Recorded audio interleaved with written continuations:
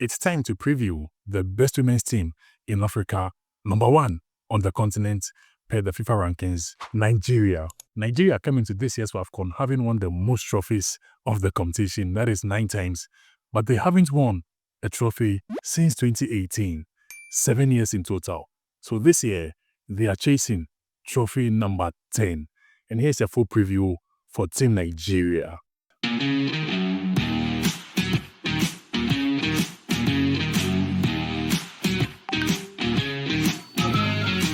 don't know what I'm doing.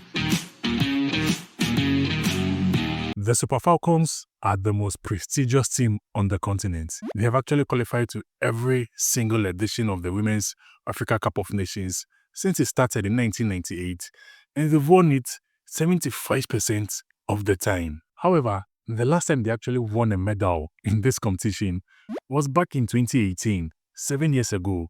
That's because in 2020, the tournament was cancelled because of COVID. Then in 2022, they lost the semi-final to Morocco and lost the third place game also to Zambia. So in 7 years, they haven't won a title. They haven't even won a medal in this tournament. And they come this time very hungry for both of them. So a very strong 24-woman squad list has been released to compete for Nigeria at this tournament, just to show how hungry they are to win the tournament. But this team is stacked with so much quality that a very good number of them will be missing out on this year's edition, who won the tournament the last time because they have even retired. And number one on my list will be Omitted, who was the captain for Nigeria at the last WAFCON. She's now 42 years, has made over 100 appearances, the most appearances for Nigeria of all time. But this will be the first time she'll not be playing at the WAFCON in a very long time, being 42 years now. Then there is Rita Chikwelu, who has been a key member for Nigeria's team in the past years. Even the last time they won the trophy, she scored a penalty in that final. And now in 2024, she wouldn't be part of the team, despite being part of the team in 2022. She's now 37 years and wouldn't be part of the Nigeria team. Then there is also Desire Pranozi, who was a key member for Nigeria for years. She's currently the third all-time top scorer for Nigeria, but she retired from football, so wouldn't be part of the team. You also have Ngozi Okobi, who has been a pillar at the back for Nigeria, but these days she's a bit out of form, hasn't really been getting minutes for her club, and she didn't make the final team for Nigeria's team for the AFCON. But apart from the legendary players, there are also some players who didn't make the cuts, didn't make the team because they are either out of form or for selection choices. First is Gift Monday, who plays for Washington Spirits in the USA. So Monday has actually gotten 5 goals and assists in 10 games she has played for her club in the USA this season. That was such a quality number that it could have gotten her spots in any other team in this WAFCON. But for Team Nigeria, she doesn't make the list. Uche Nakanu, who has also been a very consistent performer for Nigeria in the past years, even at the last WAFCON, she was the second top scorer of the team. And she has scored, I think, 20 goals in about 31 games for Nigeria, which is a very good goal-to-game ratio. But she doesn't make this team after a dip in form when she was returning from injury and hasn't really been playing a lot of games for her club after returning from a major injury.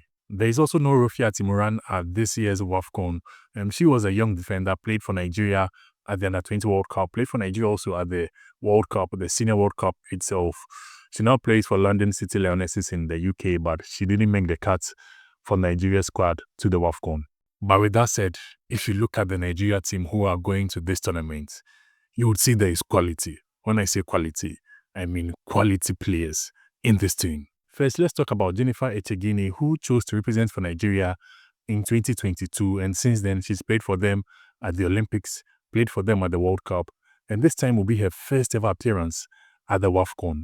The WAFCON actually coincides with her hitting top form with PSG, where she signed just the ended season and had the best season so far of her career, and she'll be walking straight into the WAFCON. So she's the kind of player who brings a lot of control in the middle, creates a lot of chances, and also has the ability to score from midfield. Then there is Rasheedat Ajibade, who is the captain of Nigeria going into this year's WAFCON. And she has been very consistent for the Super Eagles since she made her debut in 2018. So she scored at the 2018 WAFCON, scored at the 2022 WAFCON, where she was even the top scorer.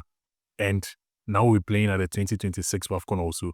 In the last 3 games she has played for Nigeria, she scored 3 goals in all of them. So she's in top form, top scoring form.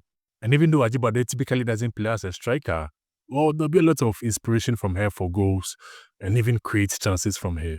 Then there's the young Deborah Biodun, who made one of the worst competitive debuts in history because she made her debut for Nigeria, competitive debut at the FIFA World Cup.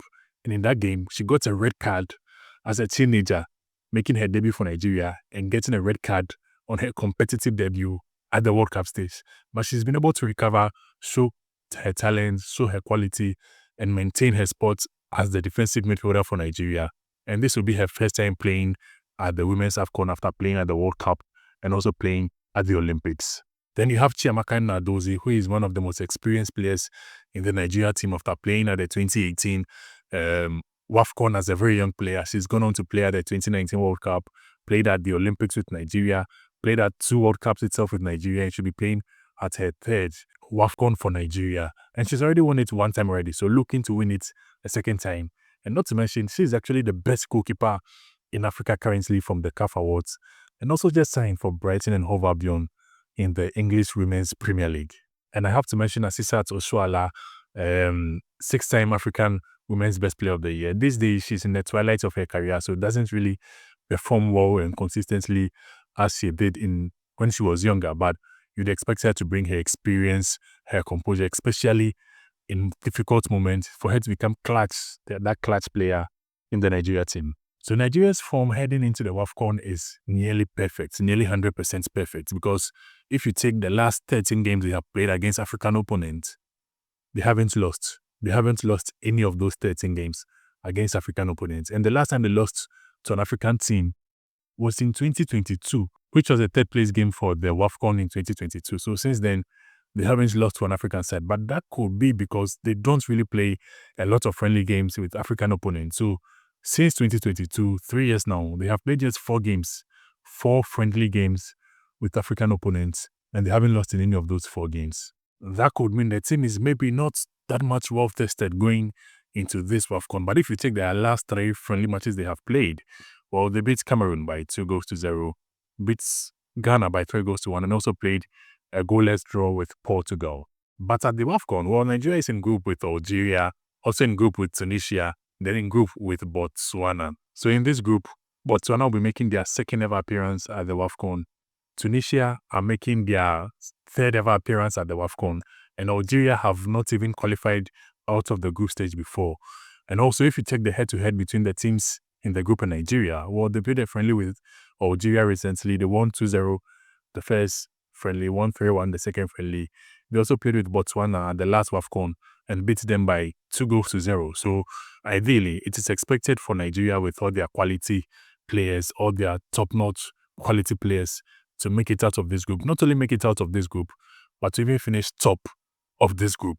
But that is really the expectation. How do you think Nigeria will fare in this group at the Women's AFCON? Let me know in the comments.